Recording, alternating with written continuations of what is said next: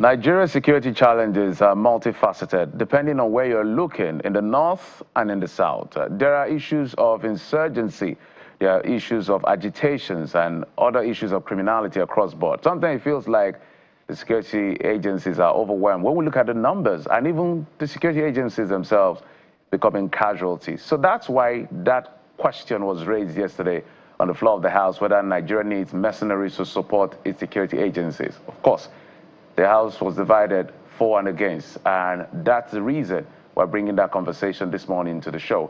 And we're being joined on the program by the Chairman, House Committee on Customs and Excise Duty, member representing Yagba East, Yagba West, Maponoro Federal Constituency, Honorable Leke Abejide joins us on our Abuja studio. Also joining us via Zoom is retired Assistant Director, Internal Security of the DSS, as well as Security and Intelligence Consultant Adams Abu. He joins us via Zoom. Gentlemen, thank you so much for coming on the program. Let's begin with the Honorable who opposed that motion yesterday on the floor of the House. Honorable Abejide? 2 days ago. 2 days ago, I should say. We saw what happened in Abia, and our thoughts, our prayers are with the families of the soldiers, military officers who were killed. But a question is, the motion that was raised, listening to the gentleman or the gentleman who raised the motion, it says that is to complement the efforts of security agencies. Your side is saying it may compromise security in the long run. So it's a question of human safety versus national pride and the complexities in between. I would like to have your first take, Mr. Abejide.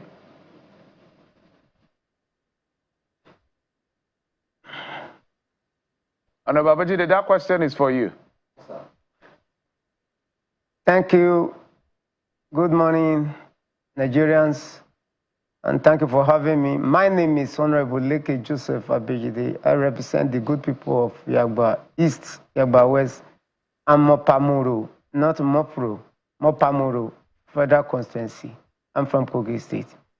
Yes, there was a motion on insecurity, which has been a recurring thing in National Assembly. We have been discussing these issues. Even last week, I moved a motion on the insecurity in my area. Some people used to come from Kwara State to attack. And Honorable Jaha brought the issue of mercenaries, that is bringing people from other countries, those they believe that can join our military and then fight this insurgency. Well, if one thinks about how hungry he is, and then boil water and put tea, very hot one, because he's so hungry, and now drink that tea that way, he's going to blame himself or land in the hospital. So we know we are challenged in terms of insecurity now, and not just now, it has been there. And if you bring a foreigner to come to your land, peradventure, this same foreigner, they have problem in their own country, and they happen, maybe they succeeded in helping you to some extent, and they go back. And nobody can say nothing can happen in this world. You see Ukraine and you see Russia, how they were before. So there can be problem between us and those countries where the machinery comes from. Already they have come here, they have known our terrain, they have known our weaknesses, they have known our strength. It is very easy for them to wipe all our military off and take up our lands. So the danger embedded in this is more than the gain we are going to get. We have able men and women in this country that we can recruit into the army, into the Air Force, into the police, into the Navy, into NSCDC. They are there. This is the area I believe we should look into. And not only that, I want to give an example of my area. I'm from Yagba East local government, and Okeoyi axis of the local government. There's a community called Ifelukoto in my place. They have hunters, because this security was affecting the area, people could not go to farm. These hunters, they are 15, only 15 in number. They call them Lion Squad. They organize themselves, and they will are the one making sure that all these herders or these bandits are being captured live. You can go to your farm now there. They are the one protecting the area, and they refuse to allow other people to join them because if they don't understand you, they will not allow you to come in. This kind of people are abundant in Nigeria. We can find them in every local government in this country. If the local government is being given what is due to them, I believe local government chairmen can protect their territory. Don't want to deceive you. I want to tell you the truth today. As long as local government refuse to function, forget it. This insecurity will continue to be there. We can, instead of bringing foreigners, we have them around us. Even the hunters alone, who can go into the forest. Conventional policeman cannot go into the forest. He can only work within the city, within the communities. But hunters know every terrain in the bush, in the forest. All right, these are the people we need, and they can be done through the local government. If I'm about to, let's get the thoughts of Mr. Abu. Mr. Abu, apparently, Honorable Abejide is not in support. For him, national pride, we can source local content to be able to solve our problem. What's your perspective on this issue of mercenaries? Oh, thank you very much for the opportunity this morning. You see, the problem we have is that each time we talk and profile solutions, I think the authorities don't bother. I don't think they even listen. Because if they listen, we wouldn't have been here talking about looking for, foreign mercenaries to come and help us. We have read across the world what some of these mercenaries did to their hosts. And don't even forget that some past administrations tried, to try them even before they left. And certainly it did not work out well. But let me even comment. There is so much that we are yet to do that we have not done. And we want magic. How does it work? I mean, like the Honorable said, if you take the issue of local government is supposed.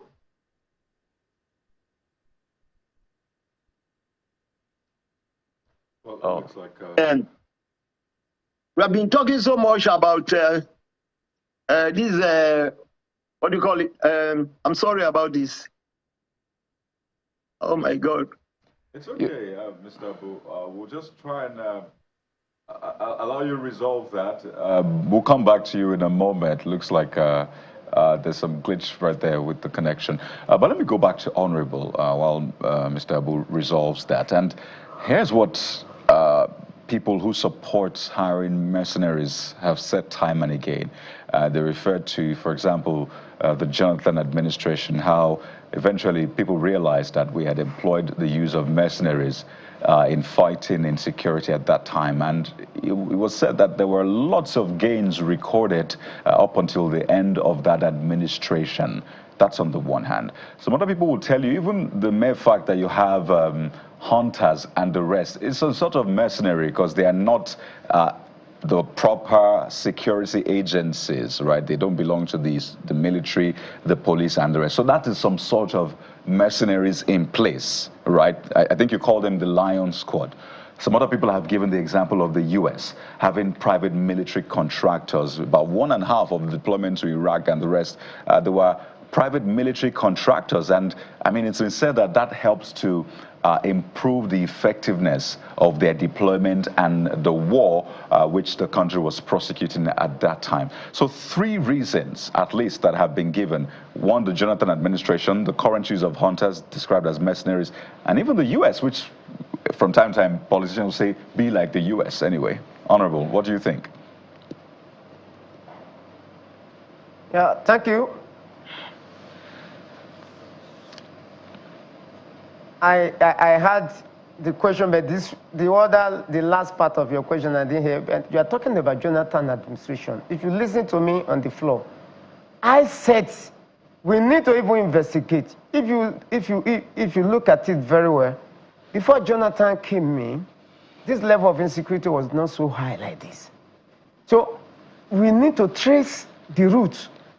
Don't forget, these machineries when they are in need at their place of abode, they can create more insecurity for them to be invited again. So me, I'm suspecting even bringing them in the first place was a mistake. So now you can see that after they left, you can see the problem, exploded at a geometric progression. People, during Jonathan, don't forget, that was when the Chibok girls were abducted. For the first time, we have that kind of large numbers. And the mercenaries came and left, and the problem increased. If you call the local hunters, if it is local hunter they are referring to as mercenary, good and fine. Let me even tell you, the current governor of Kogi State now has recruited 50 hunters per local government. And they are training them now. And how much is he going to pay them? I think 40,000 per hunter per month. So, which is something we can manage. And this is not too much for any local government to handle. If we do it very well, these people, they are capable of helping our military, of helping our police, of helping our NSCDC, of helping our DSS to curtail this menace that we are facing today.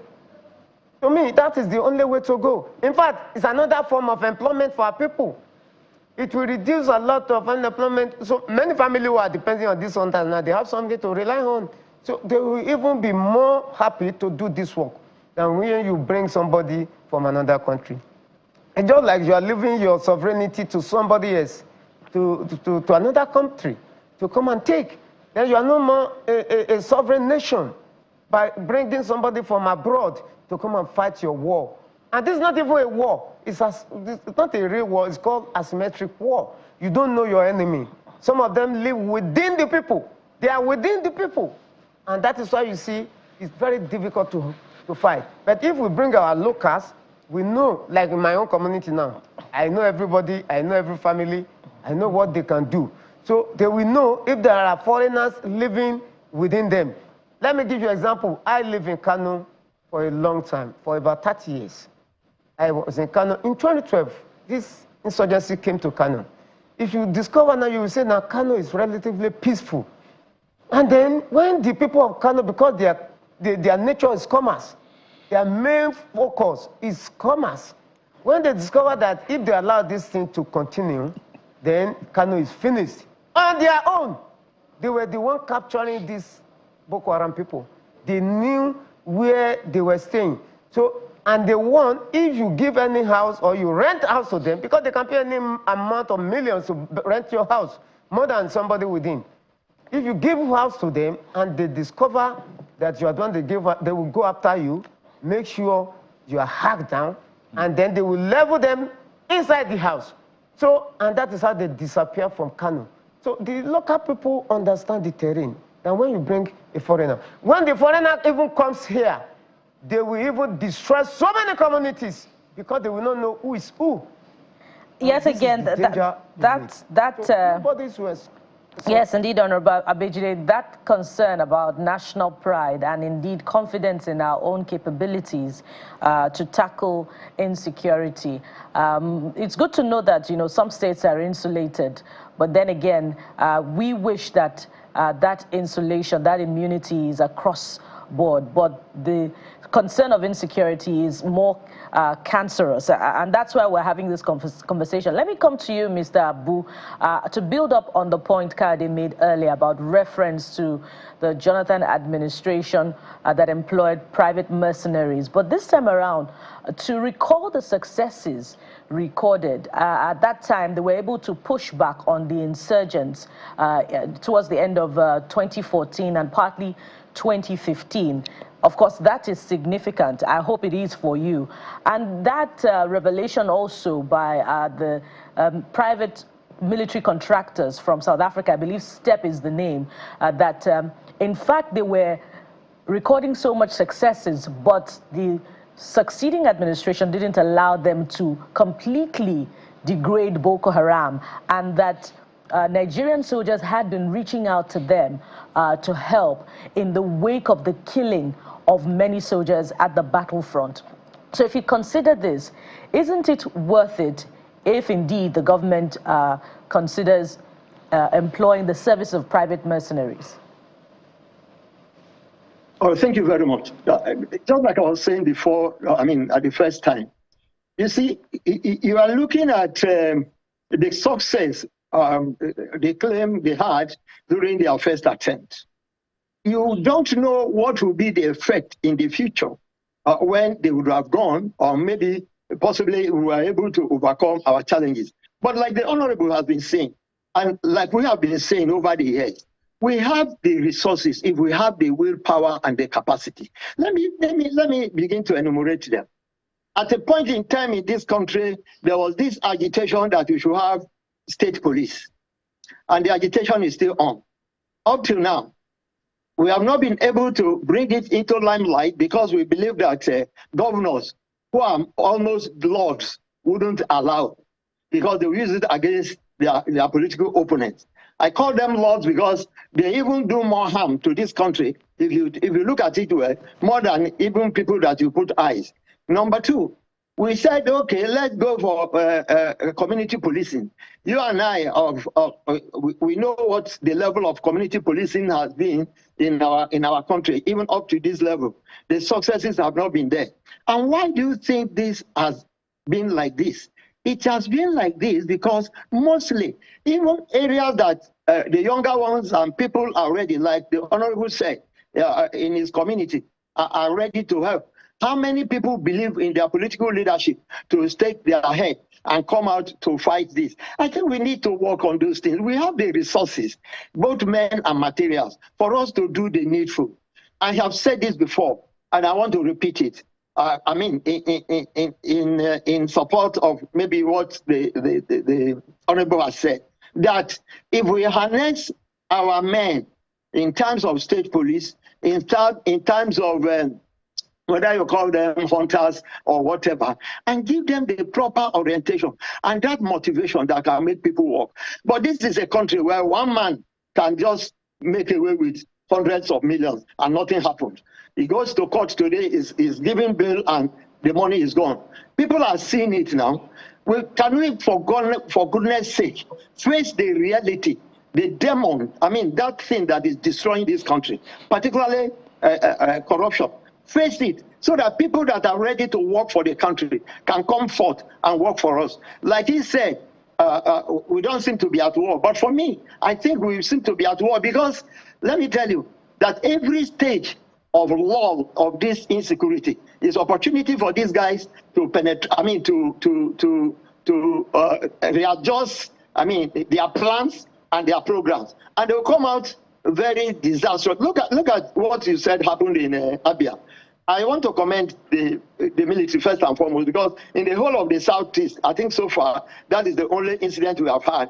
And you know that the people they are dealing with are people that violence is their language. So that we had one incident, it's unfortunate that it's fatal, does not mean that they are not effective. They have not been doing their best. They are making the best sacrifice that any organization can make to its country. But I think instead of, like you said, these foreign mercenaries may not necessarily be in, bringing them from outside, okay? If we can harness them. I remember there's this guy from the South who said that he also worked for the government along Kaduna Road, when particularly when there was no flight into Abuja, and these guys were dealing with the train that they worked, and they were successful. If we have those people that we can organize, why not, and can be really effective? We should continue to collaborate with the international organization in the area of, what do I call it now, intelligence, in the area of technology, in the area of training, and of course in the area of advisor services. I think it will help us in no small measure. But we must be committed to it. And the only way we can be committed to it is that Nigerians must see that our political leaders are doing the right thing at the right time. Honorable Abejide, let's bring it back to you. The issue here is the security of lives. I want us to put that at the back of our mind. So I'll go to my initial poser. Between national pride and safety of lives and property, which should come first? The Constitution is very clear on the role of government. The president if we paraphrase what he said yesterday, it's technically saying that governors appear to be a clog in the wheel. That's why I'm saying everybody should ask them questions. Local government autonomy, local government fund, local government elections. Even the INEC chairman has spoken about it. We're talking state police.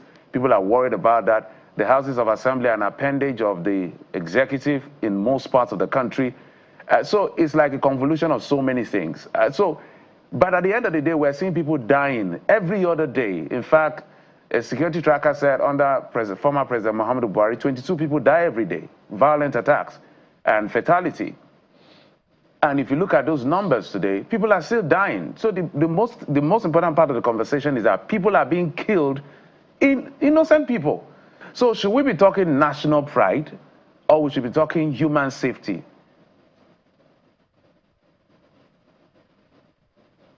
Thank you, Jeffrey.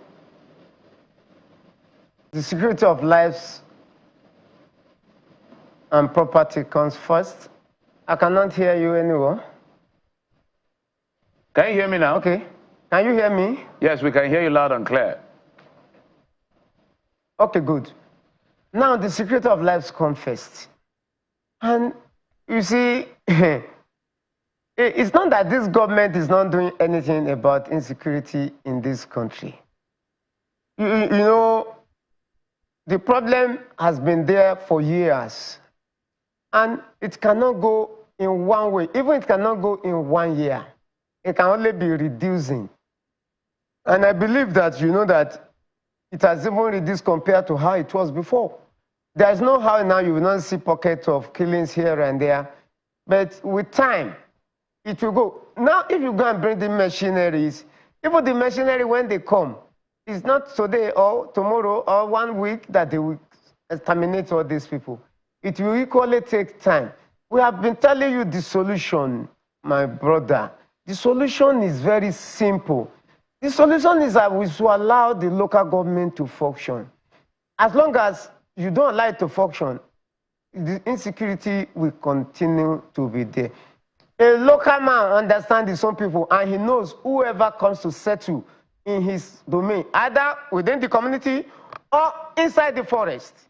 But if you bring a foreigner does not know anybody, does not know.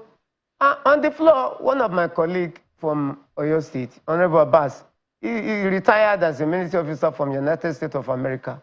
He gave an example of using this local, that, for example, if he cannot speak more than Yoruba, but now if he's an officer and you post him to Aba, and those people in Aba, they are working with him and they're speaking Igbo and they're conspiring against him, speaking together how to attack him, he will not understand. So that is how we need the locals. We need the local government, people at the local level to handle this matter, not bringing a foreigner. And the danger, I'm telling you, Honorable Abejide, my apologies, Honorable Abejide, my apologies, which is why my narrative was what is going on between the governors and the local government administration, as well as the starting of state police and the inefficiency we've seen. You're pushing it back to places we're already complaining about. So where do we go from here? I want to appeal. I want to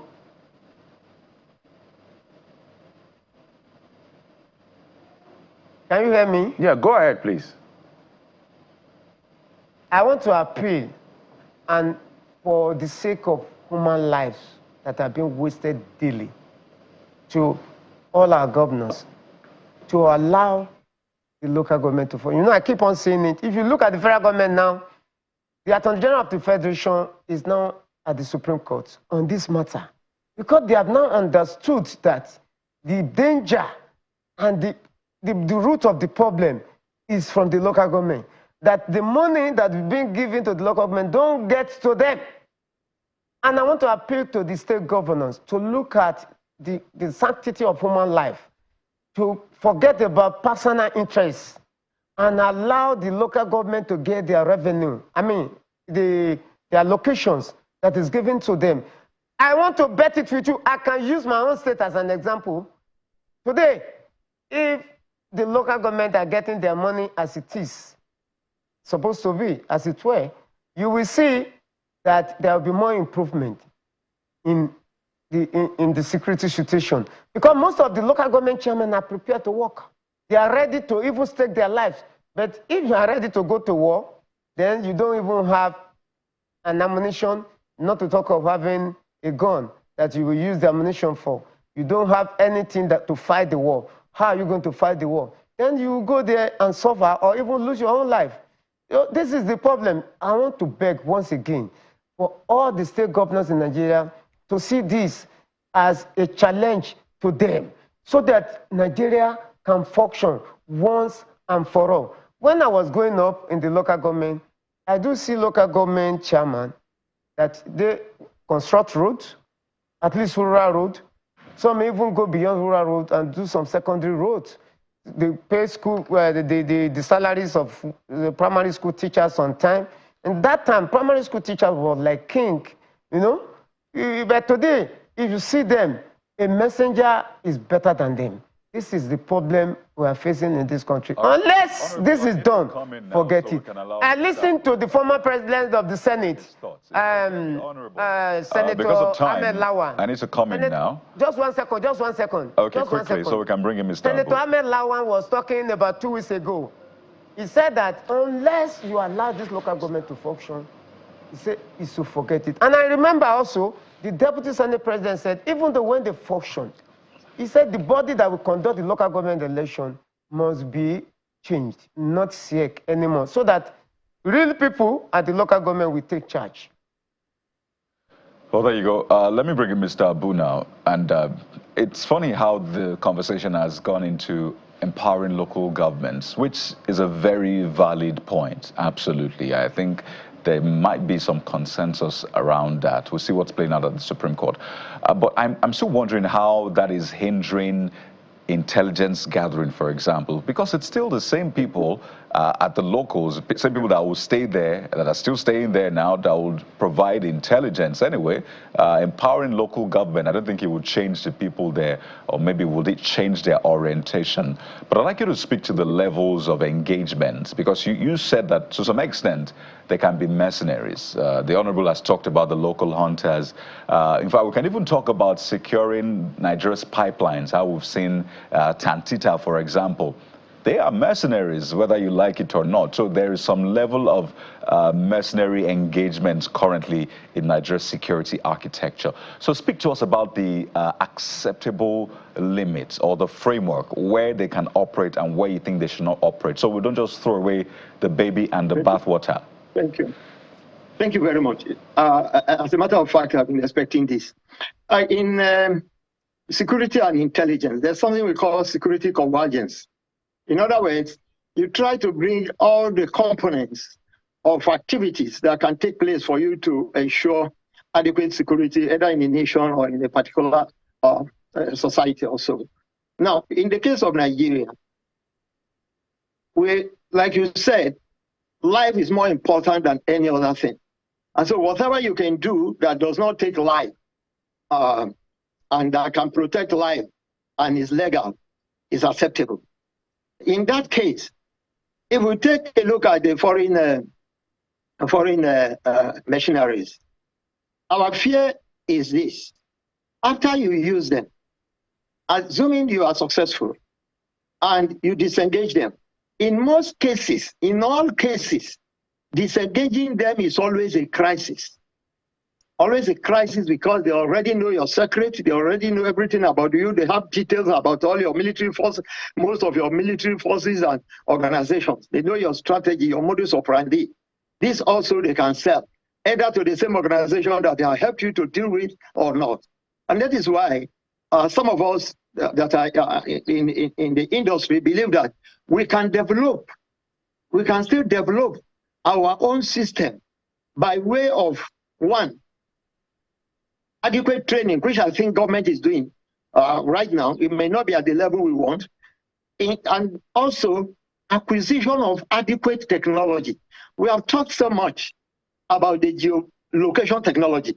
I know the military and other organizations are using that now, and that's why you hear them striking here and there and bringing down so many. But I think we need more, because if you look at what is happening in, I take Kaduna State for instance. Somebody asked yesterday when we were discussing, where are these people staying? Where are they coming from? In Benue, where are they staying? Where are they coming from? In Zamfara, where are they staying? Where are they coming from? In fact, those of Benue have crossed to part of Kogi State, I'm aware, and some other states like that. Even the IPOD militiamen, where are they staying? So we need to do more in our acquisition of these technologies. We need to do more, and even in our own recruitment. Like I told some people, do you know that it is easier, particularly for bandits and terrorists, to recruit, into their own fold than we can recruit into our own security forces? The reasons are obvious. They have brainwashed their own men. Whatever they give them as motivation is acceptable to them. But we are just developing our own motivation for our fighting forces. And I think we need to do faster. But of recent, there seems to be improvement. I think we need to improve upon it.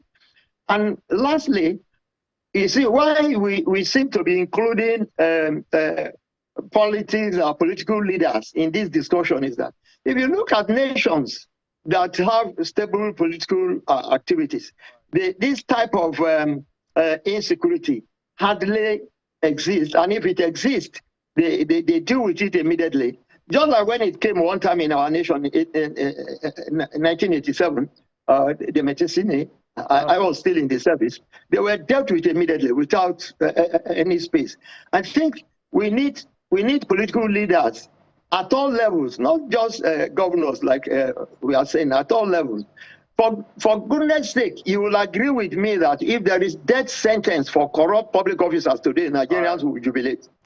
All right, Mr. Adam, that's a good place to leave it. We must thank you both for coming on the program and sharing your thoughts on this issue of whether or not we should get mercenaries to help us in fighting some of the levels of insecurity we see in our country. Mr. Adams Abu is a retired Assistant Director, Internal Security of the DSS, as well as a security and intelligence consultant. He joined us via Zoom, as well as Honorable Leke Abejide, the Chairman of the House Committee on Customs and Excise. Thank you both gentlemen for coming on the program. We appreciate it. Thank you. It's my pleasure. Thank you for having us.